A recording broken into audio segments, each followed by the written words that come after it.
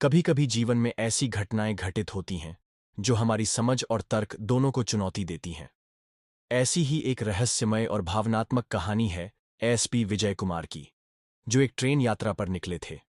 इस यात्रा ने उनके जीवन की धारा ही बदल दी। ट्रेन की एक साधारण सी बोगी में उन्हें वह चेहरा दिखाई दिया जिसे उन्होंने 4 साल पहले अंतिम विदाई दी थी, उनकी मृत पत्नी। हैरानी की बात यह थी कि वह अब ट्रेन में चने बेच रही थी, जैसे कुछ हुआ ही न हो। यह मंजर सिर्फ एक संयोग था या फिर कोई गहरा राज? इसी सवाल की तह तक जाने की कोशिश है इस कहानी में, जो आपको रोमांच, रहस्य और भावनाओं के गहरे समंदर में डुबो देगी। कोलकाता जाने वाली ट्रेन अपनी पूरी रफ्तार से अंधेरे को चीरती चली जा रही थी। खिड़की से बाहर देखते हुए एसपी विजय कुमार की आंखें किसी और ही दुनिया में खोई हुई थीं। घड़ी की सुइयां रात के 11 बजा चुकी थीं, लेकिन उनके भीतर का समय वहीं ठहरा हुआ था, जहां 4 साल पहले उनकी दुनिया थम गई थी। उनकी बाएं कलाई पर बंधी घड़ी पर बार बार निगाह चली जाती, जैसे वह समय को रोक देना चाहते हों। उनके ठीक सामने वाली सीट पर बैठे यात्री गहरी नींद में थे। कोई अखबार ओढ़कर सो रहा था, तो कोई सिर झुकाकर खिड़की से टिका था। मगर विजय कुमार की आंखों में नींद का नामो निशान नहीं था। वह तो उस अतीत में लौट चुके थे, जो उनकी आत्मा में गहरे घाव बनकर रह गया था। 4 साल पहले की वही शाम उन्हें आज भी याद थी। उनकी पत्नी मीना हमेशा की तरह बालकनी में खड़ी होकर चाय पी रही थी। मीना की मुस्कान आज भी उनकी आंखों में ताजा थी। उस दिन विजय कुमार थाने से जल्दी घर लौटे थे। वह मीना को बताना चाहते थे कि उन्हें प्रमोशन मिला है, अब वह एसपी बन चुके हैं। पर उस दिन किसे पता था कि वह मुस्कान, वह बातें, सब हमेशा के लिए बीते कल की चीज बन जाएंगी। ट्रेन की खिड़की से बाहर एक छोटा सा स्टेशन गुजर रहा था। विजय ने उस बोर्ड को देखा, नवजीवनपुर। उन्हें अचानक याद आया, यह वही जगह थी जहां मीना के साथ उन्होंने पहली बार ट्रेन यात्रा की थी। तब वह दोनों एक दूसरे से बातें करते नहीं थकते थे। मीना हर स्टेशन पर उतरकर चाय पीती थी और लोकल स्नैक्स लेने की जिद करती थी। उसकी हंसी उस समय के यात्रियों के लिए भी किसी मधुर धुन जैसी होती थी। विजय कुमार अपने अतीत के यादों में खोए हुए थे। तभी पीछे से एक आवाज सुनाई दिया, चना ले लो, चना, ताजा ताजा, गर्मा गर्म चना। विजय के कानों में जैसे किसी ने बम फोड़ दिया हो। ये आवाज वही थी, मीना की आवाज। दिल जोर से धड़कने लगा। उसे लगा शायद उसका दिमाग फिर से मीना की यादों में खोकर छलावा देख रहा है। लेकिन ये तो कानों ने सुनी थी, आंखों का धोखा नहीं हो सकता। उसने हौले से गर्दन घुमाई। ट्रेन के गलियारे में भीड़ के बीच एक औरत सिर पर चने की टोकरियां लिए घूम रही थी। उसकी चाल, उसकी आवाज, यहां तक कि उसका अंदाज, सब कुछ मीना जैसा था। विजय की सांसें रुक गईं, उसकी आंखें फटी रह गईं। मीना? उसने खुद से पूछा, ये कैसे हो सकता है? वह तो वह तो मर चुकी थी। वह उठकर भी उस चने वाली के पास नहीं जा सकते थे। क्यों? कि आज से 4 साल पहले उसने अपने इन्हीं हाथों से मीना की शरीर को मुखाग्नि दिया था, उसके अस्थि को गंगा में प्रवाहित किया था। तभी एक लड़के ने मीना से कहा, दीदी, ये चने कितने रुपए की है? उस औरत ने कहा, 10 रुपये की है बाबूजी, गर्मा गर्म मसालेदार चने। इस बार विजय कुमार उस औरत की आवाज को ध्यान से सुना। यह वही आवाज था जिस आवाज से कभी वह प्यार तो कभी शिकायतें सुना करते थे। यह आवाज कभी उसका दुनिया हुआ करता था। इस बार विजय कुमार खुद को रोक नहीं पाए। वह सीट से उठ खड़ा हुआ। पैर कांप रहे थे, लेकिन दिल में एक उम्मीद जाग उठी थी। विजय कुमार, ट्रेन की भीड़ को चीरता हुआ वह आगे बढ़ा। तभी सामने से एक आदमी हाथ में पानी की बोतल लिए उसकी ओर आया। विजय ने अनायास उसे जगह दी, लेकिन जैसे ही वह फिर से आगे बढ़ा, वह औरत भीड़ में कहीं आगे निकल गई। वह ठिठक गया। फिर खुद पर काबू करते हुए पूरी ताकत से आवाज लगाई, मीना। भीड़ में खड़ी वह औरत एकदम से रुक गई।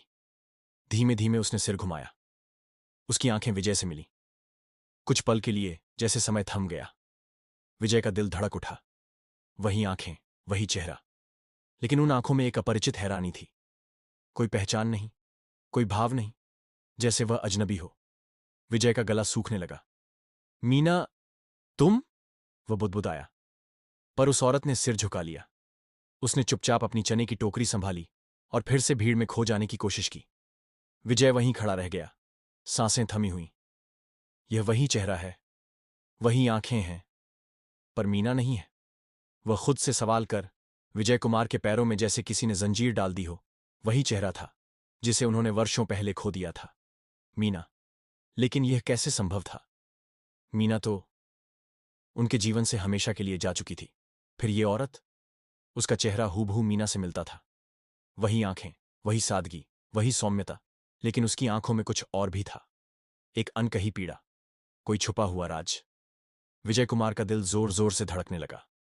ये कोई खेल था या उनके साथ कोई भयानक धोखा हो रहा था? वे हिम्मत जुटाकर भीड़ को चीरते हुए उसके पीछे बढ़े। जैसे ही वह औरत एक तरफ मुड़ी, विजय ने धीमे से उसका हाथ पकड़ लिया। वह औरत चौंक गई। उसकी आंखों में डर और आश्चर्य दोनों झलक रहे थे।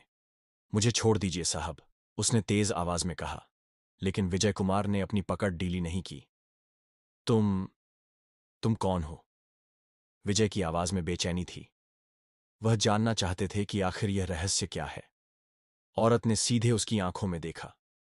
अब की बार उसकी आंखों में हल्की सी नरमी आ गई थी। मैं कौन हूं, इससे आपको क्या फर्क पड़ता है साहब? उसकी आवाज में अजीब सा दर्द था। ऐसा लगा जैसे वह बरसों से यही सवाल सुनती आ रही हो और उसके जवाब ने उसे थका दिया हो। विजय कुमार सकते में आ गए। उसके जवाब ने मानो उनके भीतर की सारी ताकत छीन ली। फर्क पड़ता है, बहुत फर्क पड़ता है। उनकी आवाज कांप गई, आंखें नम हो गईं। आसपास खड़े कुछ यात्री उनकी तरफ देखने लगे। वह औरत असहज महसूस करने लगी। वह औरत अपना हाथ झटके से छुड़ाई और वह आगे के डिब्बे की तरफ भाग गई। विजय कुमार भी न कुछ सोचा न कुछ समझा। वह भी उसके पीछे पीछे दौड़ने लगा। आगे वाले डिब्बे में जाकर जब विजय ने देखा तो वह औरत वहां नहीं था। उसने इधर उधर नजर दौड़ाया, लेकिन वह चने वाली औरत कहीं नजर नहीं आई। ट्रेन में बैठे यात्री विजय कुमार को अजीब नजरों से देख रहे थे। एक यात्री ने विजय कुमार से पूछा कि साहब कौन है वह औरत? लेकिन विजय कुमार स्तब्ध थे। वह उसे कुछ समझ ही नहीं आ रहा था। तभी एक वृद्धा ने पास आकर कहा, बाबू, जिसे तुम खोज रहे हो वह शायद पिछले स्टेशन में उतर गई। विजय का मन डगमगा गया। अगर वो मीना है तो वो एक गरीब की तरह छने क्यों बेच रही है? उसके जहन में 4 साल पुरानी बातें गूंजने लगीं। क्या वो मरी नहीं थी? तो फिर उसका अंतिम संस्कार किसका हुआ? वो एक्सीडेंट, मीना का सड़क पर गिरना। खून में लथपथ मीना को विजय ने अपनी गोद में उठाया था। अस्पताल पहुंचाया गया। डॉक्टर ने कहा, हमने पूरी कोशिश की, लेकिन। और फिर वो अंतिम संस्कार जिसे विजय ने अपने हाथों से किया था। विजय ने तय किया कि अब वह पीछे नहीं हटेगा। सच का पता लगाना ही होगा।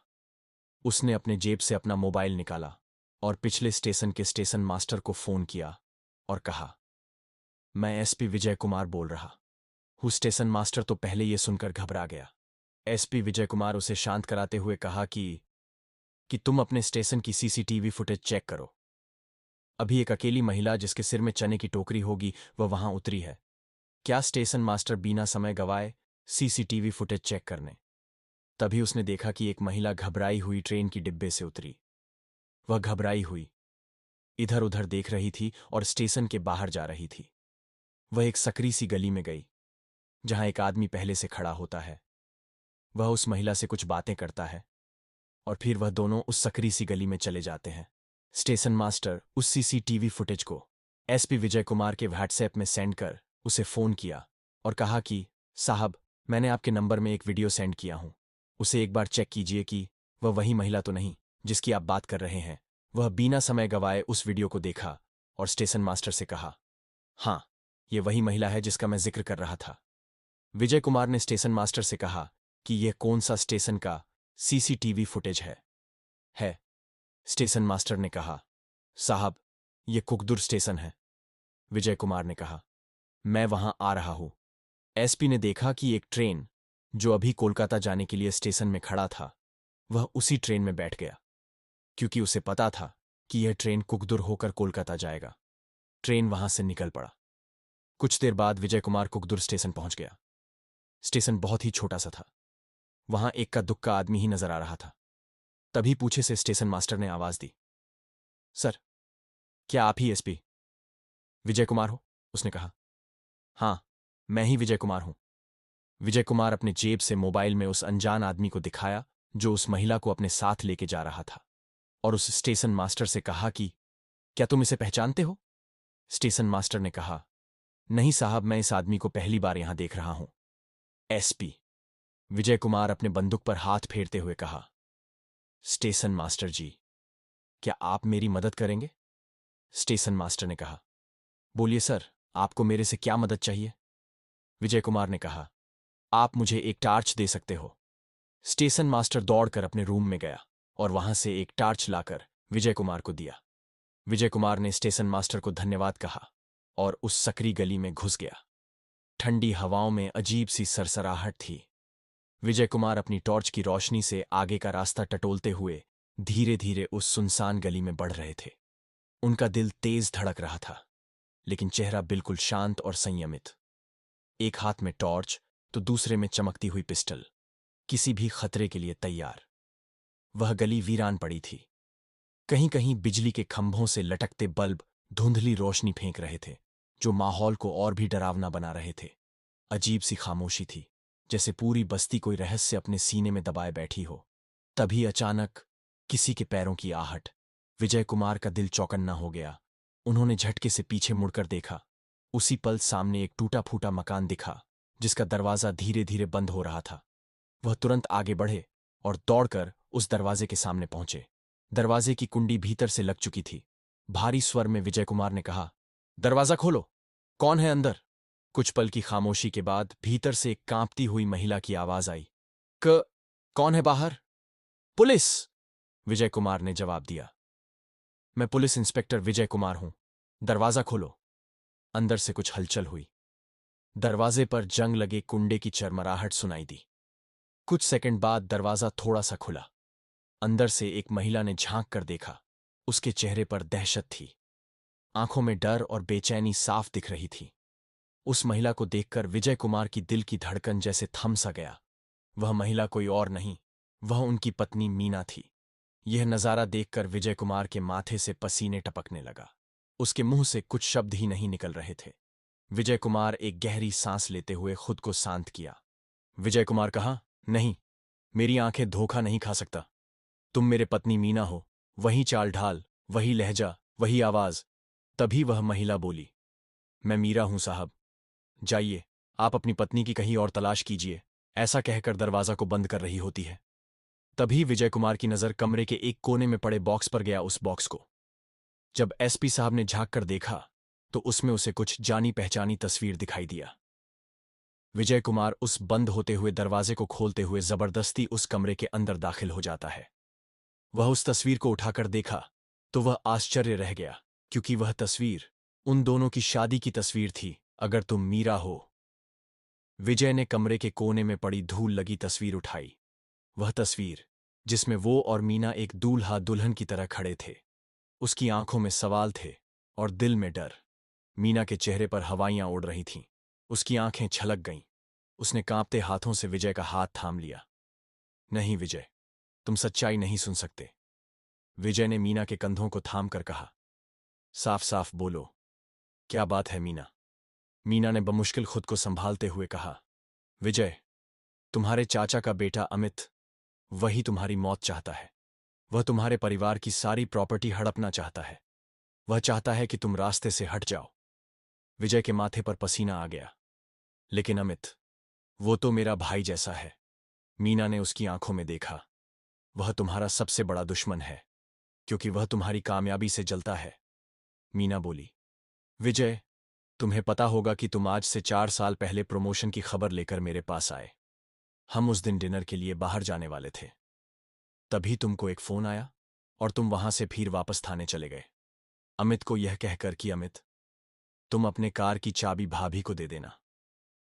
उसने मुझे कार की चाबी तो दी, लेकिन उसकी ब्रेक को जानबूझकर फेल किया गया था। मैं तुम्हारे बताए हुए स्थान पर जा रही थी। जल्दबाजी में मैं कार को स्पीड चला रही ही तभी एक अंधा मोड़ आया और मैं ब्रेक लगाने की बहुत कोशिश किया, लेकिन उसका ब्रेक फेल होने के कारण मैं अपना कंट्रोल उस कार से खो बैठी और एक पेड़ डीएच से जा टकराई। उसके बाद अमित के कुछ आदमी वहां आए मैं उनसे मदद की मांग कर रही थी, लेकिन उन लोग उस कार के चारों तरफ पेट्रोल छिड़क कर उसमें आग लगा दिया। मैं किसी भी तरह से उस कार से निकलकर भाग गई। मैं घायल अवस्था में थी। तभी एक आदमी ने मेरा इलाज कराया और ये घर रहने को दिया। मैं अपना खर्च चलाने के लिए ट्रेन में चने बेचने का काम करती हूं। तभी विजय ने कहा कि अमित ने तुम्हें क्यों मरना चाहा। तो मीना ने बताया कि मैंने और घर की नौकरानी ने अमित को अपने गुंडों से ये कहते सुना था कि विजय को आज मारना है। मैं इसी बात को तुम्हें बताने के लिए गाड़ी तेज चला रही थी और वह घटना हो गई। विजय ने सवाल किया कि फिर कार में वह जला हुआ बॉडी किसका था। मुझे नहीं पता कि आपने किसकी बॉडी का अंतिम संस्कार किया है। विजय ने गहरी सांस ली। अब मैं उसे नहीं छोड़ूंगा। दोनों ने मिलकर एक योजना बनाई। विजय जानता था कि अमित चालाक है। उन्होंने अमित की सारी चालों को समझने की कोशिश की। विजय ने अपने वकील और पुलिस से भी गुप्त तरीके से संपर्क किया। अमित ने विजय को हवेली में बुलाया। हवेली अंधेरे और सन्नाटे से भरी हुई थी। वहां एक पुराना तहखाना था जहां अमित अपने प्लान को अंजाम देने वाला था, मगर विजय तैयार था। अमित, विजय गरजा, तुम्हारा खेल खत्म हो गया है। अमित हंसा। तुम अभी भी नहीं जानते विजय, असली खिलाड़ी मैं हूं। फिर शुरू हुआ एक जबरदस्त संघर्ष। अमित के पास हथियार था, मगर विजय के पास साहस और सच्चाई। आखिरकार पुलिस भी आ गई। अमित को गिरफ्तार कर लिया गया। विजय और मीना ने मिलकर अपने परिवार की विरासत को बचाया। हवेली फिर से रौनक से भर गई, लेकिन उस दीवार पर अब भी वो तस्वीर टंगी थी, याद दिलाने के लिए कि प्यार, विश्वास और हिम्मत से कोई भी साजिश हार जाती है।